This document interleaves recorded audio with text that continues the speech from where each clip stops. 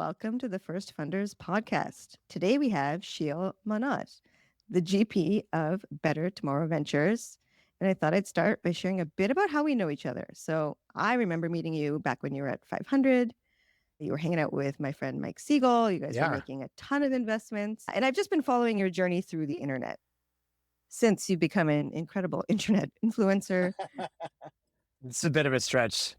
No, but really, I typed in your name and it said internet personality. Like I didn't even. So funny. Yeah, it's crazy. It's amazing. Yeah, I mean, talk about sponsored your wedding. this is true. It's true. Yeah.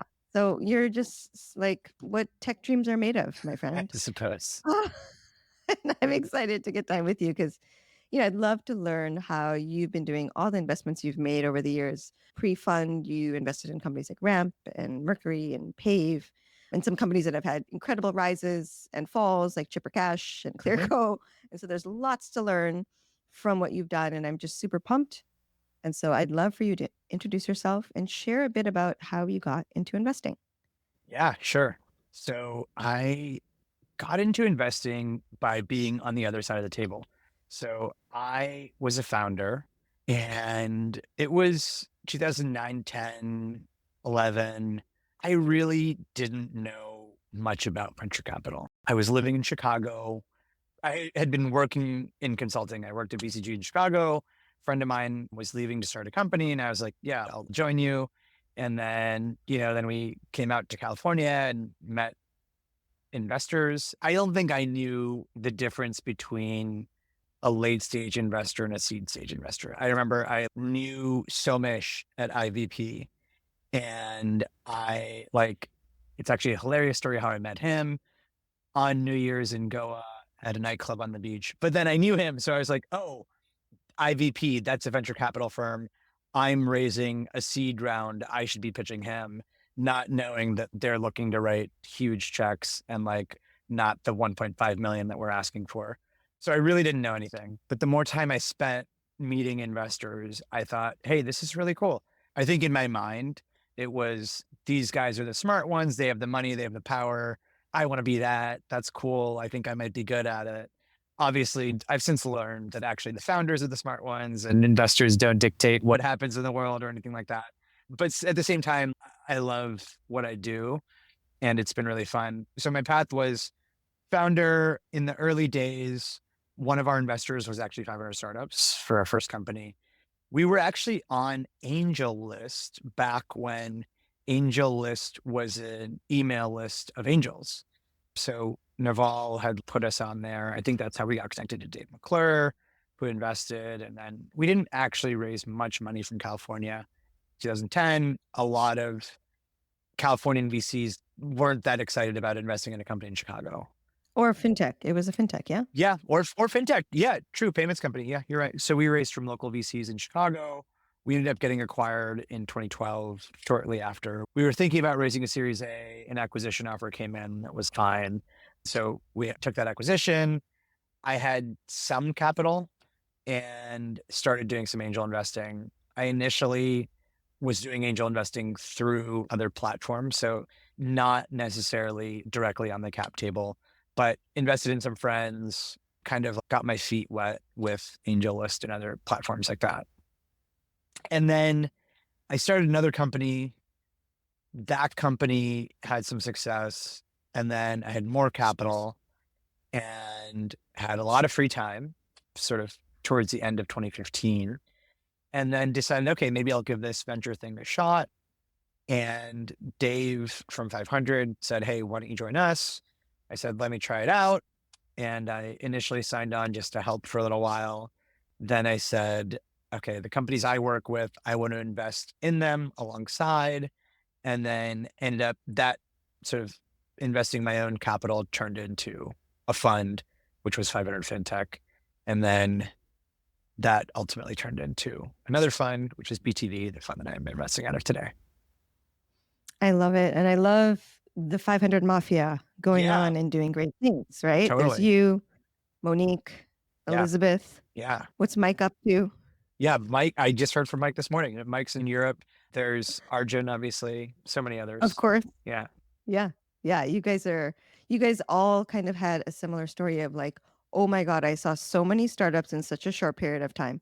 Okay, I'm going to just keep doing this. I'm just Totally. going to launch my own fund. And it's just so incredible that you guys get to put so many data points to work every day. And not only in your picking, but in your helping with your companies.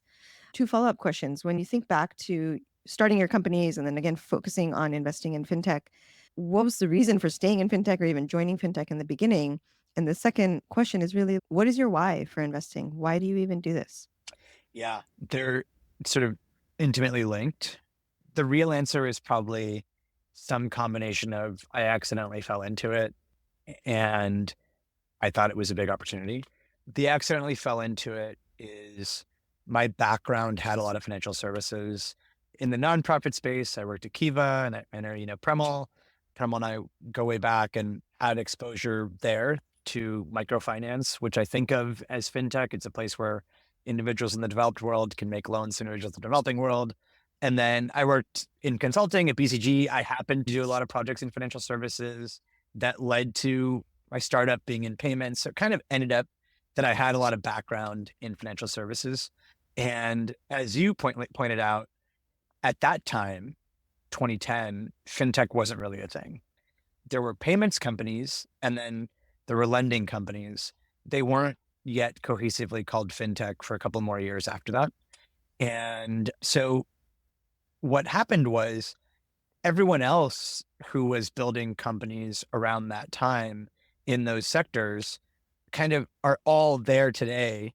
And I had this network in fintech and that helped.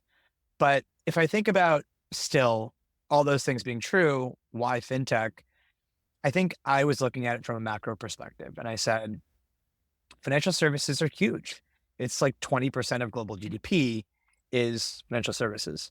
And there's a big opportunity in helping those financial services companies become tech companies. And it's ones and zeros, it's numbers. And so it feels like that opportunity really exists.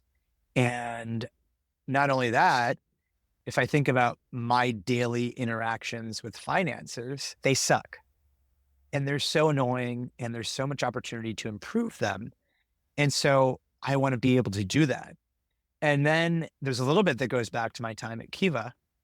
I was living in India on $1 a day, working, sort of trying to understand the life of the borrower. So I was a farmer. I was doing all these crazy things that today in my old age I could never do. But during that time, I really learned a lot about how difficult it can be. And on the microfinance side, to disperse one loan, you're taking a bus, then you're getting on the back of a motorcycle to end up at a farm to talk to somebody about their farm and underwrite them. And then every week you're doing the same thing to collect their payments. And you might get robbed along the way. You might get robbed along the way, although you're not holding that much money at any given time. So it's a system that's tough and it's very expensive for the borrower, not because someone's making a ton of money along the way, although that may be the case, but that's not inherently why it's expensive. It's expensive because think about the cost to service the loan. You're literally going out there to get the money every week. So I thought, man, there's just a huge opportunity around the world to make an impact here. And that's why we call it Better Tomorrow Ventures. We are building a better future for ourselves and others through finance. I love it. Yeah, we cannot escape the transactions we need to make. We need to earn, we need to pay, we need to eat. And Totally. so, yeah, the points in which your daily life, whether you're in an emerging market or here today in front of computers, we're still touching zeros and ones of cash in even digital form. So, love that you're focused on it and love that it sort of evolved naturally. It's kind of like the universe was like pushing you towards it in some ways, right? And presenting you with the opportunities. Would love to talk about the early days of when you started investing. Would love to hear, is there a memorable first investment that you made that still sticks out in your mind? And what were the lessons from that when you began the journey of investing? Yeah, I think the first investment that I made where I was on the cap table and not investing through some platform, because I did a lot of those, but don't really remember them necessarily. I think it was Flexport. And the backstory is I had just moved to San Francisco. I didn't know that many people. And I was kind of just getting out there, meeting people. And along the way, I met Ryan, who's still there is the CEO of Flexport and has been most of the way. And I was immediately enchanted by him. And I thought, we've got a lot in common. We became friends. And I just told him, whatever you do, I'm going to invest in it. Then what he ended up starting was Flexport, which his tagline was the easiest way to import products. And I think how I came to say, I'm going to invest in whatever you do. And then, especially when he decided what he was building, it's he had the right background and he had been an importer. He'd imported products from China before, I think furniture and scooters or something like that. Then he started another bootstrap business called Import Genius. I was like, this guy knows what he's doing. And then he was very scrappy. One of the things that he and I bonded on during this time was we were both running ads for our Uber promo codes. So we could get Ubers for like 25 cents on the dollar. And, I think we had both over time accumulated like $10,000 in Uber. This is what I love about you, man. You just go for it. You like throw everything at the wall and you're like, I'm just gonna get the most amount of credits I can. Yeah. I love it. And so like we kind of bonded over these kind of things. And I was like, oh, this is a very scrappy guy. Like, this is awesome. I'm gonna invest in whatever he does. And then when he reached out to me and I invested. And it sounds like in this case, this was very much a founder first decision. Obviously, you thought the opportunity was important, but Yeah. you really were enchanted, like you said, enchanted by him and the experience that he had and the background that he brought to bear. And it made it for an easy investment. That's right. When you think about that lesson from that time, when you think about to today, we just interviewed Danielle from 1517 Yeah. Fund, who only invests in very young folks, right? Yeah. Or majority. And I kind of walked away going, wow, like, of course, some of the most prolific CEOs and founders of our time, some, right, were young and they were dropouts. And I noticed that I tend to very much have a bias towards what you just said. He has a background in this. He has a unique point of view from his experience. And I'm curious, like, what's your approach to investing in folks? Is it you're really looking for that founder market fit? Or are you open to sort of some green folks coming in? Because fintech is really heavy. It's like really complex. It's like investing in digital health or healthcare. I feel like being an outsider, it's fine, but really need to know the system. Yeah. You're so right. So I have nothing against young founders. And in fact, currently in our office, we have a group of 20, actually, one of them just had his birthday last week in 21. So yeah, we 3 founders that are college dropouts. So we do work with young founders, but I think these are a special breed. For the most part, we are investing in folks that have had some experience because financial services are difficult and there's so much to learn. There's so much that's relationship based. And if you've done it before, you have a real leg up because you have that trust. And a big part of fintech financial services is trust.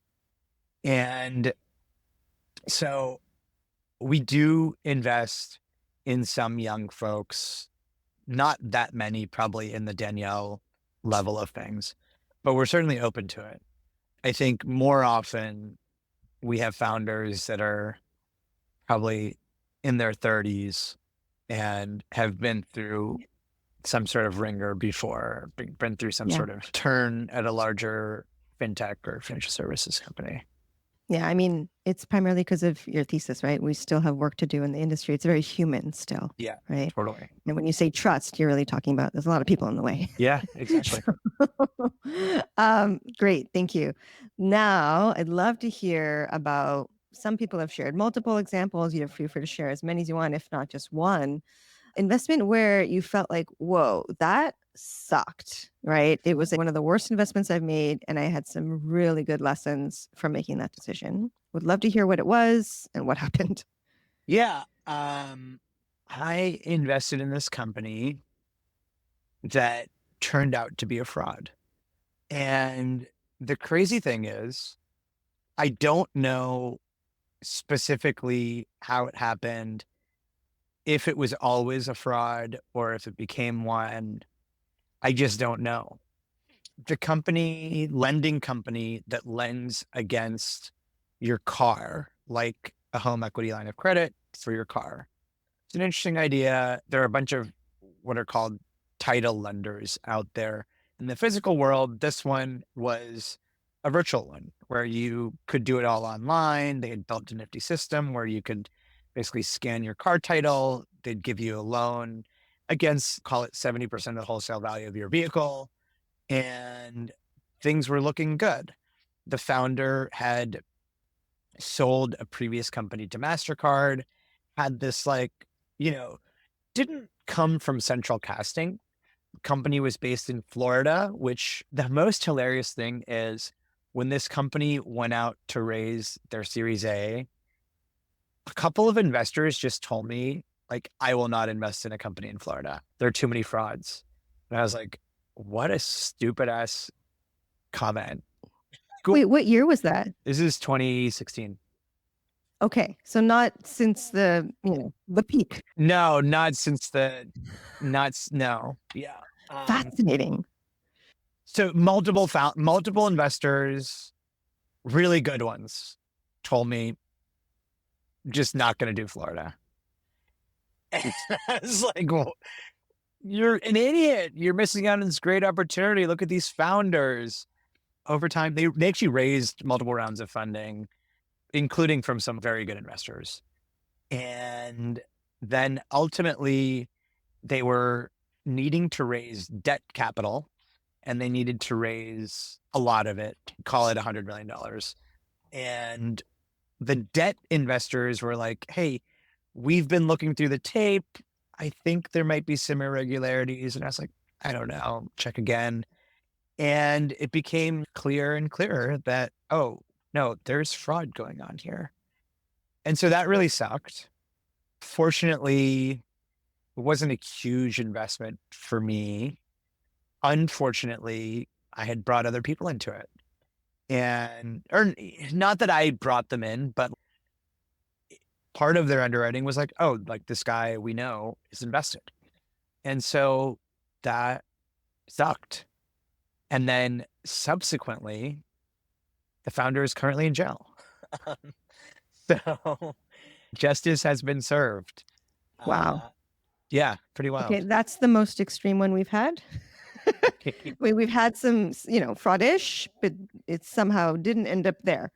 Wow. Oh, actually, here's one crazy thing. One of the investors who is very well known, sort of personally put up tens of millions of dollars into this company. When I met him, he said, this is the best founding team I've ever met. And this person owns a ranch in Wyoming. He took them there and he told me, he was like, you should have seen the CEO. He is a maniac out there. I love this. He was a maniac on the snowmobile, apparently. And I was like, wow, okay, well, if this guy thinks this was the best management team he's ever met, although I was frauded, I was still like extremely early in my venture capital investing Mhm. career. And this guy with a lot more experience also fell for it. So maybe it's okay. For sure. I mean, I guess the question I have is, was there any inkling that this would go in this direction, or was this a complete surprise? And based on that answer too, like, what did you learn from this wild experience? Yeah. So, okay. It was a surprise. I think like the interesting thing is I kept on describing this company, one where the founders aren't at a central casting, like they have a different way of doing things. But I didn't really know. This is among the first 10 investments I ever made, maybe first five. And so I didn't really know. And a lot of people got excited about it. They had multiple term sheets in each round that they did. So good investors also were fooled. But in hindsight, I think I take a more cautious eye at the like, oh, something doesn't quite fit here. And then I think something that I did not do then, and keep in mind, this was actually a pretty small investment. I wasn't able to reach anyone who knew them from their previous company. And now I just won't. If I can't find anybody, I wouldn't invest.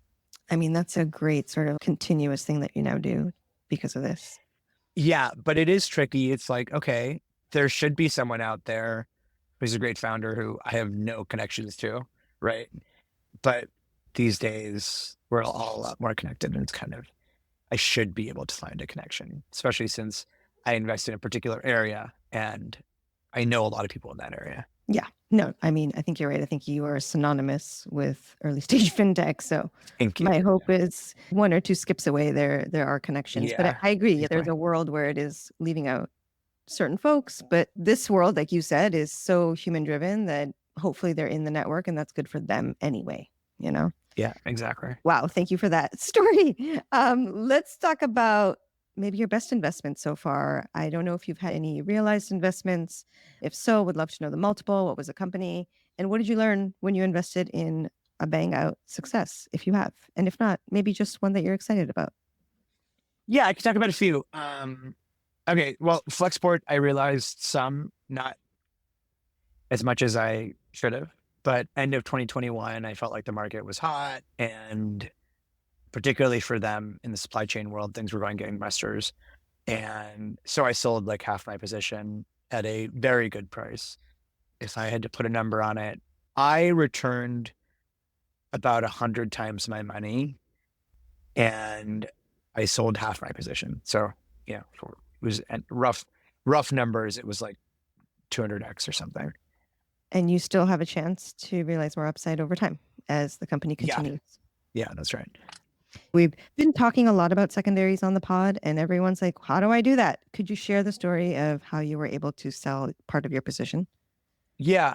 So there are companies that everyone wants to buy, and you're just constantly getting emails. And that was basically it. There's no secret sauce to it.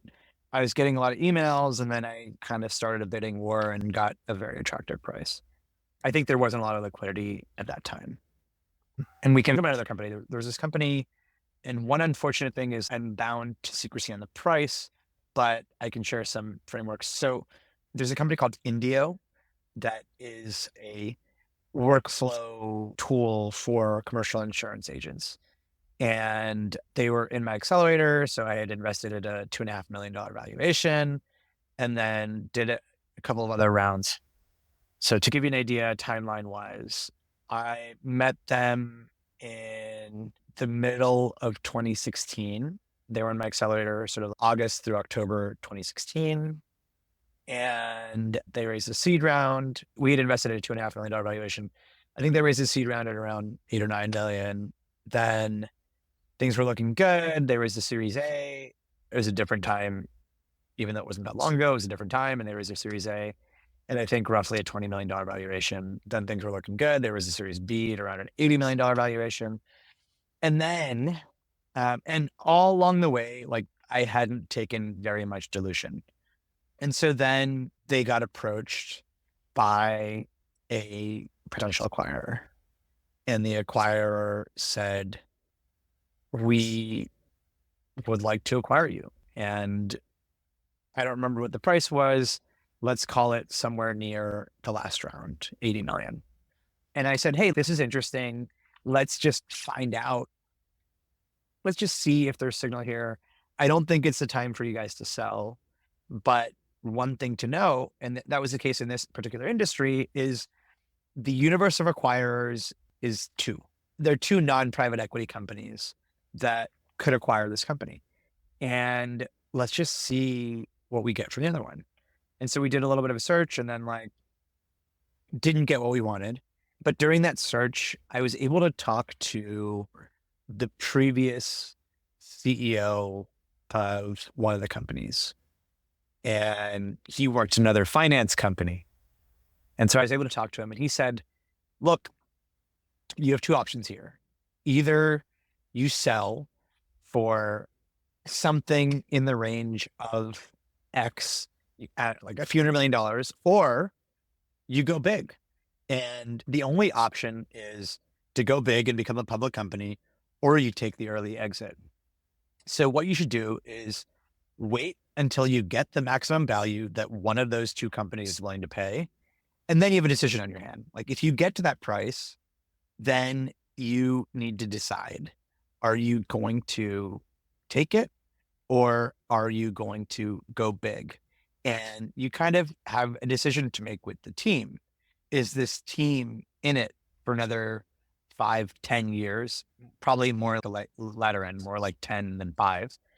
And do you have the steam behind you to do it? And so in this case, we ended up getting to that number that was very attractive. And we got to it in 2019. So it had been about 3 years from beginning to end.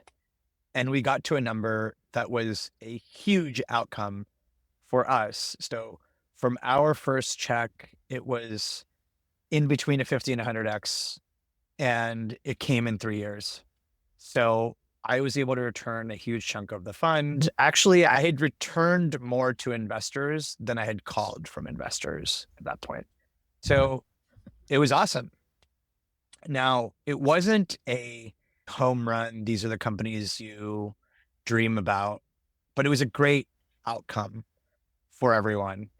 And there's always the like, okay, what if they had kept going? What would have happened? And it's hard to know, but certainly I'm happy with the way things ended up.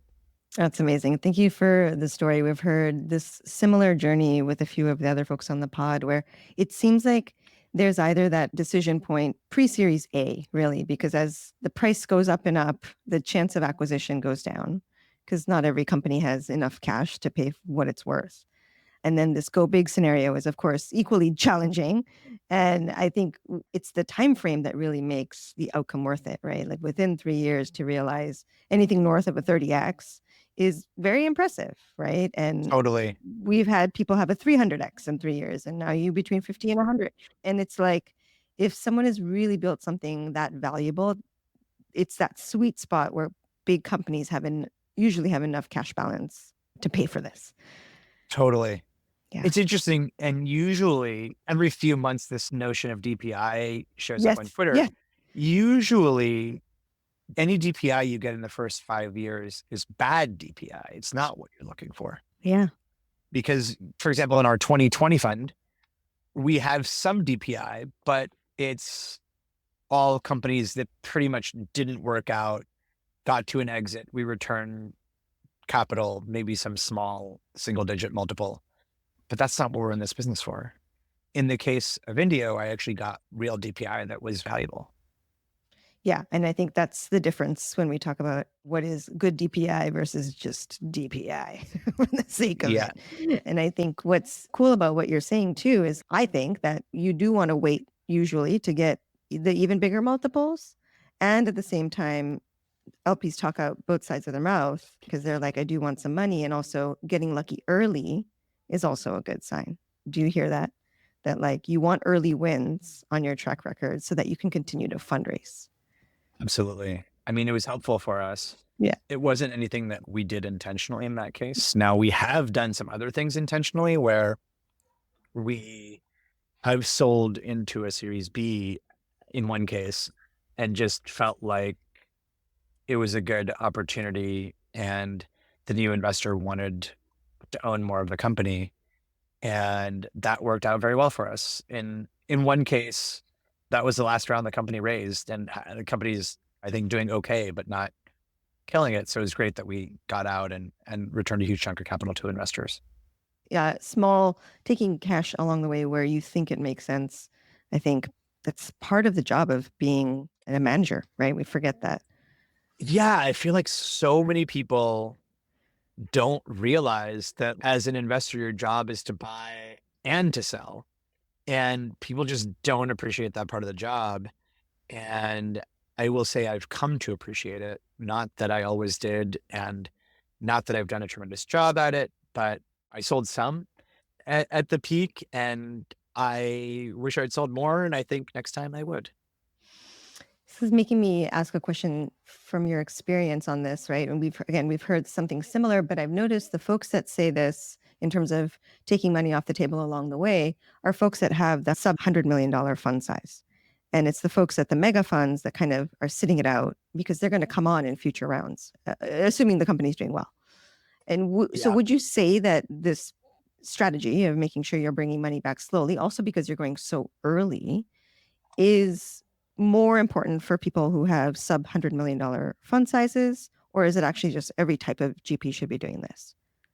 Yeah, I don't think it's necessarily sub $100 million, but I think it is like seed funds. Your time to liquidity is so long. Anything you can do to shorten it makes sense. And then you have to evaluate each opportunity, whether it's a time to put in money or take chips off the table whenever you have the chance. I think it's important. And I think if you look at the best performing funds, they've all taken chips off the table along the way. Let's talk about how you're investing today. Tell me your focus in terms of check sizes. How many deals are you doing a year? And what are you excited about? Fintech is back again? I don't know. What season are we in? Okay. So we have a $150 million fund and we lead pre-seed and seed rounds. Seed rounds, we like to invest a couple $1 million ish. We typically try to own 15-ish% of a company, and we get involved in the company pretty intimately. We also have a pre-seed program called the Mint. In the Mint, we invest $500,000 for 10%. So we own a little bit less of the company at outset, and we get our hands really dirty. The company's worked out of our office. We have a demo day. It's actually coming up next week here. And we try to help founders go 0 to 1. And I think like the impetus for this was we've been founders ourselves, and there are a lot of mistakes we made that we can just help people avoid. And so the idea was, let's help people avoid these mistakes. And so we have our own experts in tech, design, go-to-market, and then sort of general support of like, how do I build a business? How do I talk to investors? How do I figure out pricing? How do I make the strategic deal that we get really involved in? So looking at the fund or looking at our next fund 3, there'll be, call it 25 investments of the core nature where we lead a seed round. And then another, call it 10 to 15 a year of the pre-seed nature, the Mint. And then in terms of sectors, so we are fintech focused, but that means a lot of different things. The way we think about it is we have this neon sign in our office that says everything is fintech. And I think a lot of companies make money through some sort of financial interaction. And we think of many of those as fintech companies. So as an example, vertical SaaS. So if you look at your Shopify's and Toasts of the world, they make money mostly through financial services, payments, lending, insurance, accounting, payroll. And so we think that the next generation of these companies are starting out almost as fintech companies. And then there's B2B marketplaces, similar thing, make money on payments and lending. And so we think about those as in our purview as well. You read my mind. I was going to ask you, what does that mean to you when you say everything is fintech? And I love that definition. Where do you think the inning is on this? Because you've been saying this for a while. Like, where are we at? Is everything fintech yet? Halfway there? Beginning? Yeah, it's funny. I just looked at this chart. I think like we started saying it, it's been 5 years, I think, 5 plus. And if you look at now, Shopify and Toast, they are fintech companies, and they weren't necessarily before. And the cool thing is Toast is partnered with one of our companies to build a banking product. Shopify is talking to 2 of our companies to build a payroll product and an accounting product. So these are happening from the companies that we originally talked about. Like it's actually happening, and they're working with our portfolio. Ooh, that's so cool. What are some companies beyond those 2 that you think have not yet added some of the fintech components, but you anticipate they will? Yeah, there's so like anything in that space is able to. So obviously Toast works with restaurants. There's Gloss Genius or Mango Mint for salons. There are companies in literally every different micro niche. So we've seen companies that are building software solutions for garbage truck owners. We've seen software solutions for power sports dealerships. We've seen software solutions for golf clubs. Every different niche you can imagine has its own software company. And we think that you can empower all of them. Yeah, that makes sense. And we've seen that already happen with healthcare companies or digital health companies, for example. Totally. So, or happening, it feels like sort of slowly. Yeah. Very cool. Okay, let's spend a few minutes for founders right now. Okay, so I keep meeting some pre-seed founders, and I think one of them ended up applying your incubator, and they were like, "We're doing this thing. It's happening. It's pre-seed," and They're, they haven't figured anything out. They're coming in like a team that they know what they're doing. But I felt like there's so much confusion for founders in terms of how do I show up to an investor who's maybe running a program or investing pre-seed when I really am just figuring it out? Do I act like I know it all, or do I share it in the form of here are the hypotheses I have about the customer and the market? Obviously, that's what I suggested to them. But I would love to yeah. know from you. Like I've had like 3 or 4 founders in a row, all pre-seed. I'm like, wait, so do you know that this is true? And they're like, no. I'm like, then why is it in your deck? Like, what are pre-seed investors expecting when founders are showing up with a very early idea? Yeah. So the way I like to think about it is let's have a conversation. Tell me what you're doing. Ask for my advice. That sort of thing, I think works. Some founders really know what they're doing at pre-seed, and some are like, here are some experiments that I want to run. Here's the amount of money I think it's going to take to run those experiments. And so are you expecting some big vision of how they're going to get to 100 million at pre-seed? I need to believe that it's possible to get there. And so the more I have from the founders, the better I can go. So at pre-seed, are you truly making a founder bet? Yeah, for sure. More founder bet than anything else because there isn't much else to go off of. It's not Yeah. like usually there's not revenue or anything like that. It's really a founder bet.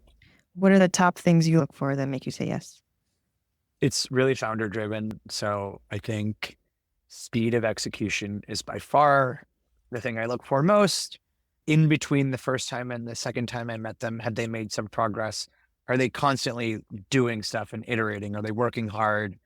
If I think about our top companies, they all are working hard and iterating fast. And then I think there's an additional piece, which is like tenacity. Are they breaking through walls to make stuff happen? Has there been some obstacle that got in their way that as soon as the obstacle comes up, are they doing everything they can to get through it?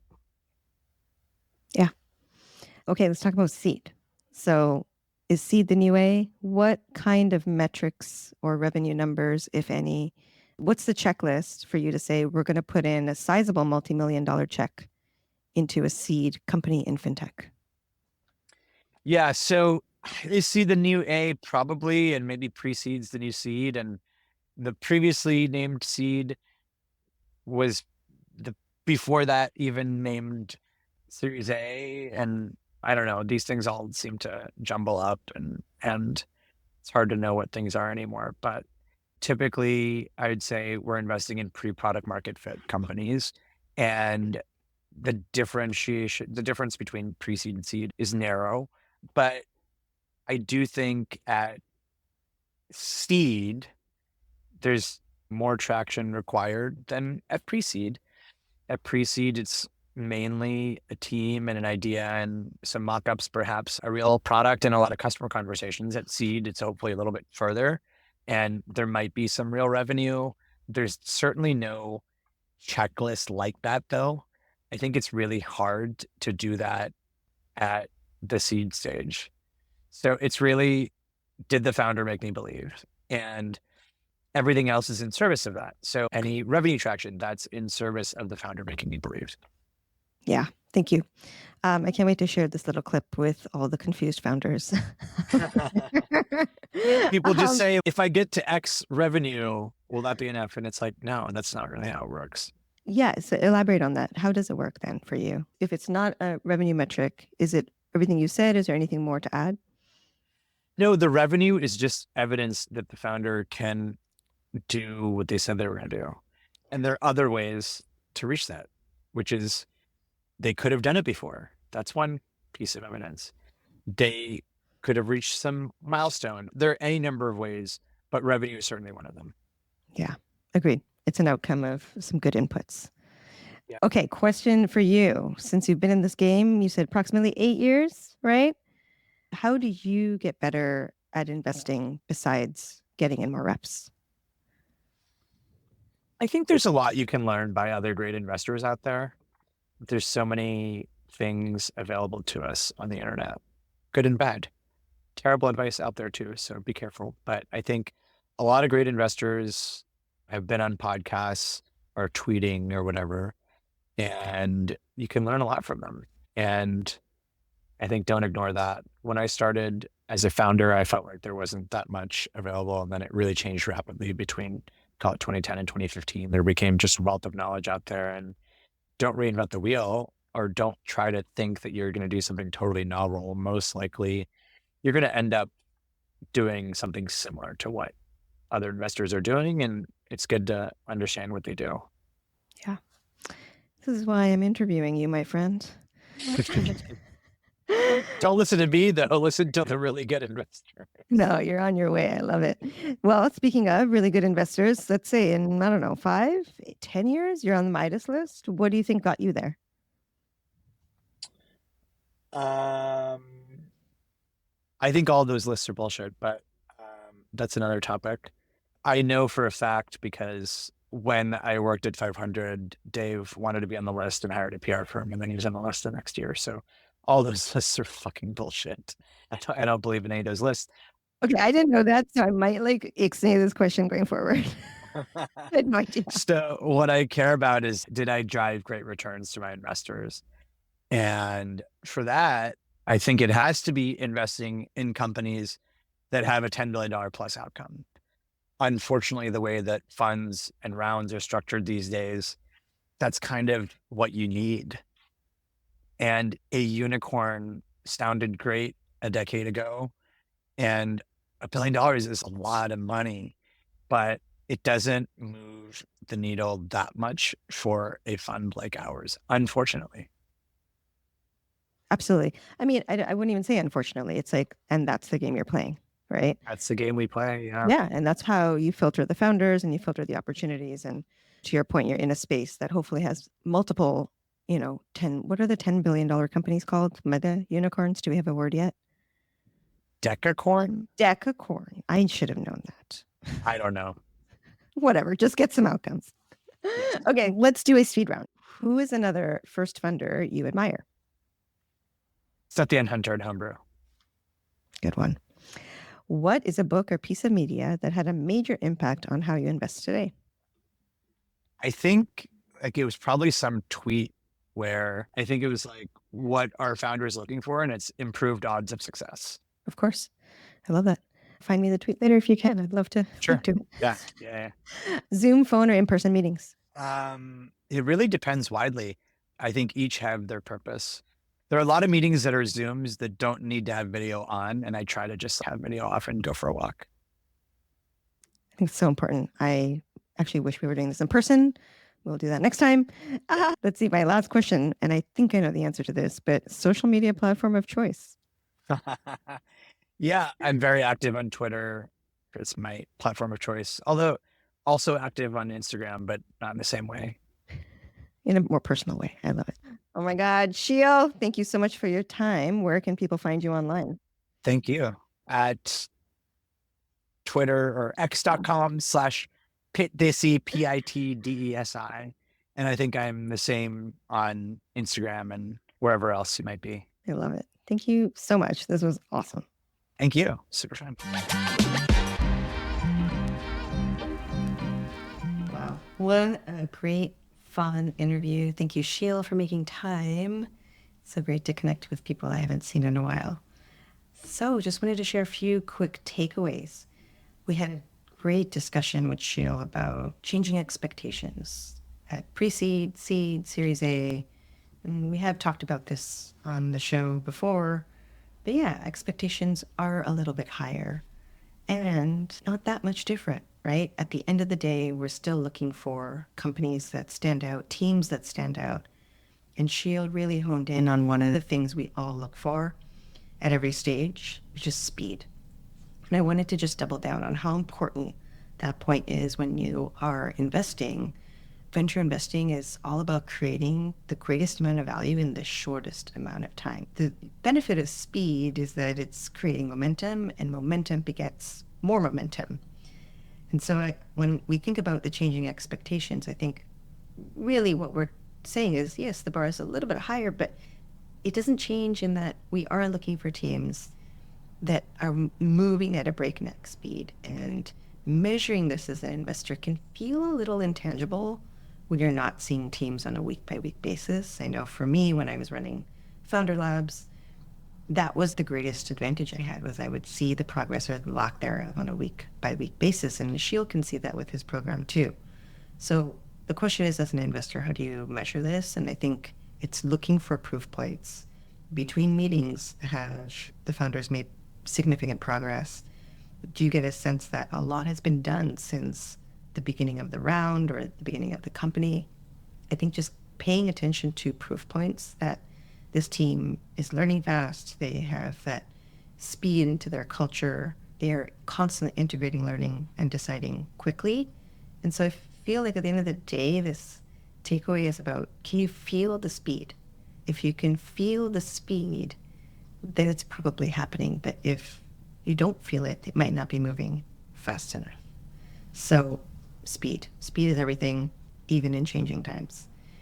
The second takeaway that really stuck with me was Sheel's thesis around fintech is everything.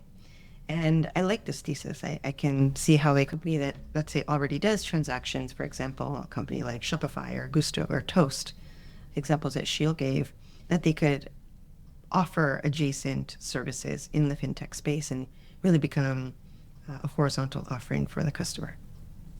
My thinking on this is, this could work, and it is working in some companies, but I think it's not just about a company that offers an existing product that includes a transaction.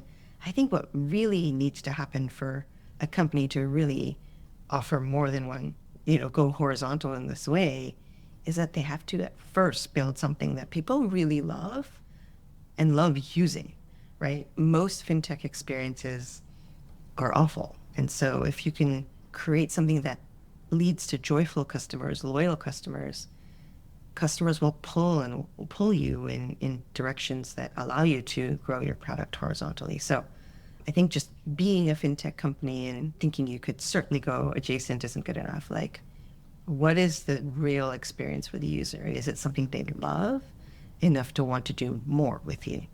But when Sheel talked about everything being fintech, I'm not so sold, right? When you think of a company that's trying to do something in the fintech space that sort of leads them to crossing over, that's a big bet.